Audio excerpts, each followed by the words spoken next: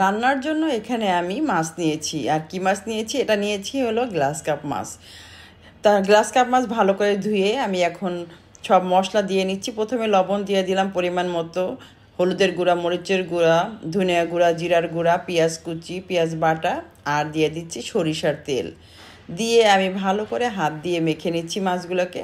আর মাছের সাথে কিন্তু ডিমও আছে, মাছের ডিম। তা মাছটাকে আমি ভালো করে হাতে মেখে তারপরে এই রান্নাটা আমি করব।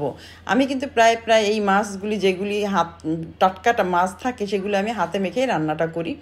তা চুলায় একটা প্যান বসিয়ে আমি পরিমাণ মতো তেল দিয়েছি। তেলের ভিতরে আমি সামান্য একটু পেঁয়াজ কুচি দিয়েছি। পেঁয়াজটা হালকা একটু ভেজে তারপরে মাছগুলো উপর থেকে ছড়িয়ে দিচ্ছি।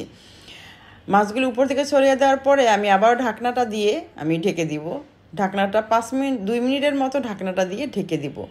ঢাকনাটা দিয়ে ঢেকে দেওয়ার পরে যখন আমি ঢাকনাটা দিয়ে ঢেকে দেওয়ার পরে 2 মিনিট পরে ঢাকনাটা তুলে দেখি মাছের একটা সাইড আমার হয়ে গেছে। আমি উল্টে উল্টে দিচ্ছি, এক এক করে সব মাছগুলিকে আমি উল্টে দিচ্ছি।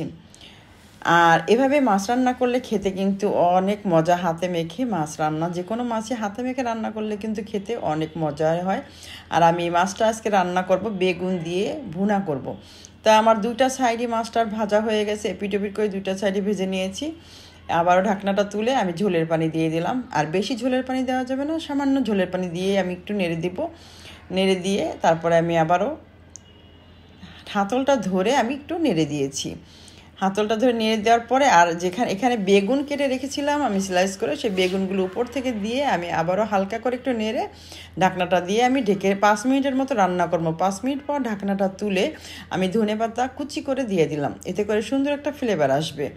ধনেপাতা কুচি করে দেওয়ার পরে যে হয়ে গেল আমার মাছ রান্না করা। আর এই মাছটা এইভাবে রান্না করলে কিন্তু খেতে অনেক মজা। আপনারা যারা এখনও এই মাছটা এইভাবে রান্না করে খাননি অবশ্যই ট্রাই করে দেখবেন যে কতটাই মজার। আমার বাচ্চারা তো খুবই পছন্দ করে এভাবে রান্না করে খেতে। তা হয়ে গেল আমার মাছ রান্না করা, বেগুন দিয়ে মাছ ভুনা হয়ে গেছে। আমি একটা বাটিতে তুলে নিচ্ছি। এতক্ষণ ধৈর্য সহকারে রেসিপিটি দেখার জন্য সবাইকে অসংখ্য অসংখ্য ধন্যবাদ। পরবর্তী রেসিপিটি দেখার জন্য সবাইকে আমন্ত্রণ রইল। আজ এ পর্যন্তই। সবাই ভালো থাকবেন, সুস্থ থাকবেন। আল্লাহ হাফেজ।